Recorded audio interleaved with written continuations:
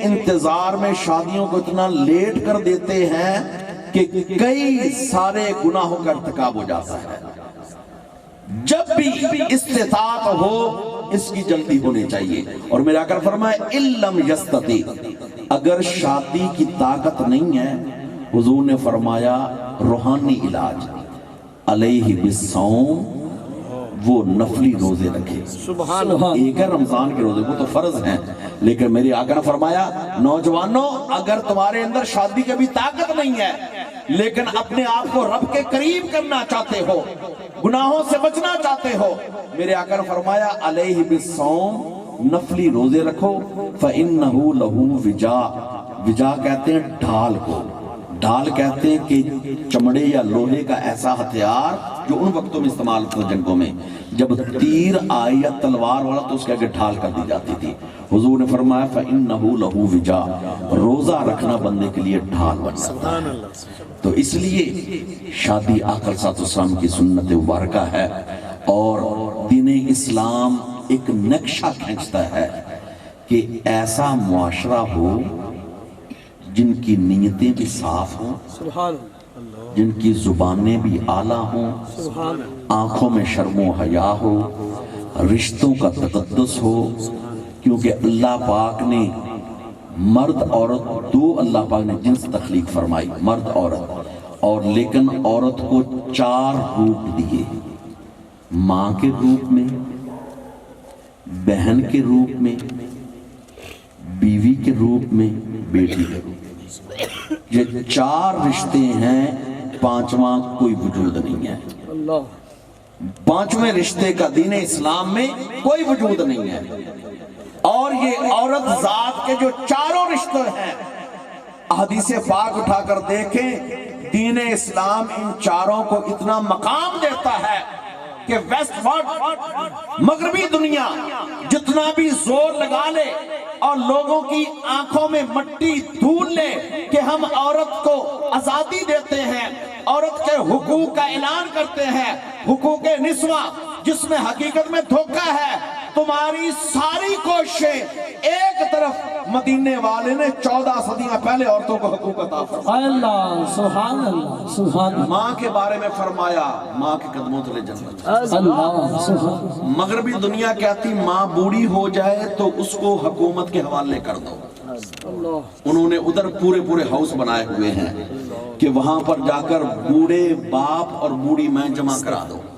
اس میں کوئی شک نہیں کہ گورنمنٹ ان کو بہت پروموٹ کرتی ہے، ان کے لیے روز اخبار کا انتظام، ان کے لیے اعلیٰ کھانے کا انتظام ٹھیک ہے، لیکن دین اسلام کہتا ہے باپ اور ماں بوڑھی ہو جائے تو کسی اور کے ہاتھ میں نہ دے، ان کے پاؤں دھو دھو کر خود پیو۔ اللہ، سبحان اللہ۔ میرے آقا نے فرمایا الجنہ تحت اقدام الامہات، اور الزم رجلہا فسم الجنہ، سرکار نے فرمایا تیری ماں ہے نا، تو فرمایا کہ ماں کے قدموں تلے جنت ہے۔ اللہ۔ اور اگر یہ عورت ذات نیک بیوی کے روپ میں ہے تو سرکار نے فرمایا دنیا میں جس کو 3 نعمتیں مل گئیں وہ خوش نصیب ہے۔ فرمایا نیک بیوی، کھلا گھر، اور تیز سواری۔ حضور نے فرمایا جس کو 3 نعمتیں دنیا میں مل گئی خوش قسمت ہے، نیک بیوی، کھلا گھر اور تیز سواری۔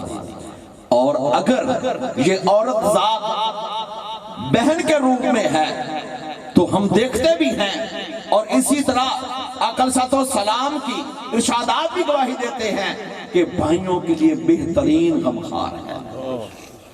اور اگر عورت ذات بیٹی کے روپ میں ہے تو وہ زمانہ دیکھیں کہ بیٹی پیدا ہوتی زمانہ جہلیت میں زندہ دفن کر دی جاتی، جنگلوں میں جا کر بیٹیاں چھوٹی عمر میں چیخیں مارتی رہ جاتی، لیکن زندہ دفن کر کے لوگ آ جاتے تھے۔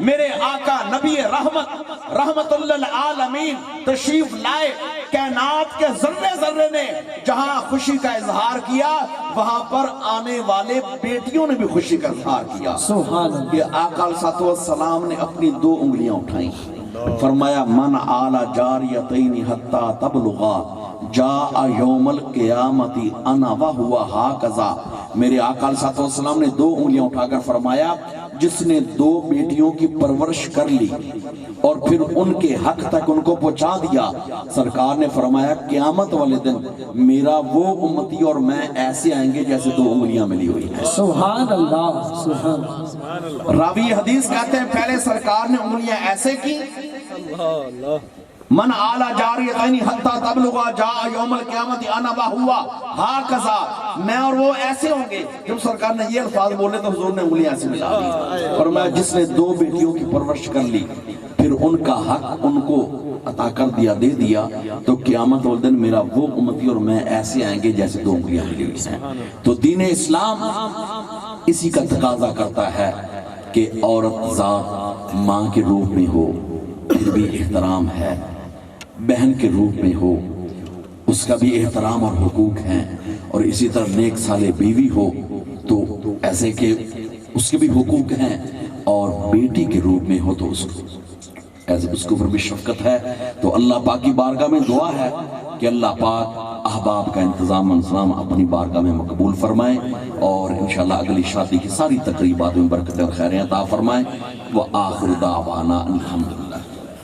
مصطفیٰ پیلا کو سلام شمع عزم ہدایت پیلا کو سلام شمع عزم ہدایت پیلا کو سلام، اور ہمارے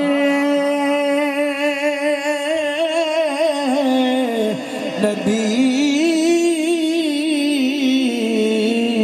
ہم ان کے امتی، وہ ہمارے نبی ہم ان کے امتی، تیری قسمت لاکھوں سلام مصطفیٰ جانے رحمت پیلا کو سلام۔ آسیوں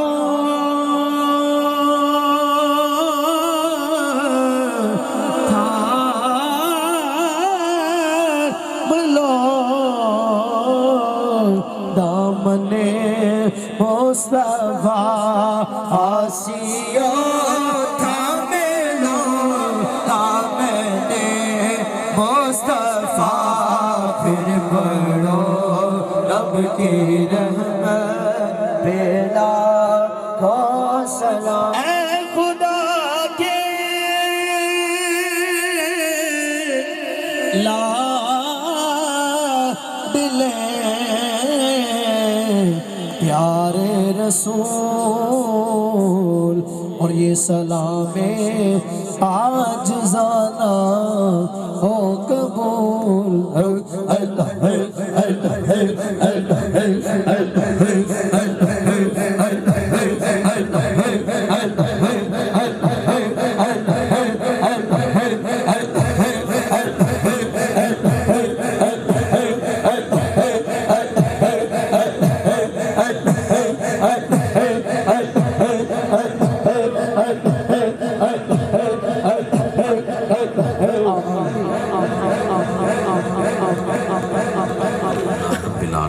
الصلاۃ والسلام علی رسول الکریم محمد وعلی آلہ واصحابہ اجمعین۔ یا ربنا یا کریم ربنا تقبل منا انک انت السمیع العلیم وتب علینا انک انت التواب الرحیم۔ اللہم ربنا آتنا فی الدنیا حسنہ وفی الآخرۃ حسنۃ وقنا عذاب النار۔ یا رب العالمین حاضرین کی حاضری قبول و منظور فرمانا، اہل خانہ کا انتظام و انسلام قبول و منظور فرمانا، میرے مولا کریم سب پر اپنا کرم اور فضل فرمانا، میرے مولا سب کی نیک حاجات پوری فرمانا، میرے مولا کریم جو بیمار ہیں شفا کاملہ عطا فرمانا، جو بے اولاد ہیں اولاد صالح عطا فرمانا، جن کی اولادیں ہیں اولاد نیک فرمانا، میرے مولا جو بیٹوں سے محروم زندگی والے نیک و صالح بیٹے عطا فرمانا، میرے مولا کریم جو بے روزگار ہیں حلال روزگار عطا فرمانا، میرے مولا کریم جو قرض دار ہیں قرض سے رہائی عطا فرمانا، جو پریشان پریشان حال ہیں پریشانیاں دور فرمانا، عالم اسلام کی خیر فرمانا، ملک پاکستان کو سلامت رکھنا، میرے مولا کریم بے ادب کو ادب بے ذکر بے نماز پڑھنے کی توفیق عطا فرمانا، میرے مولا اپنے محبوب بندوں کے نقش قدم چلنے توفیق عطا فرمانا، میرے مولا سنگی کی شادی کی تقریبات کا آغاز برکتیں اور خیر عطا فرمانا، میرے مولا دونوں خاندانوں کے لیے بہتری اور بھلائی عطا فرمانا، میرے مولا دونوں افراد کے لیے بہتری بھلائی عطا فرمانا، اول خیر آخر خیر ظاہر خیر باطن خیر، آمین برحمتک یا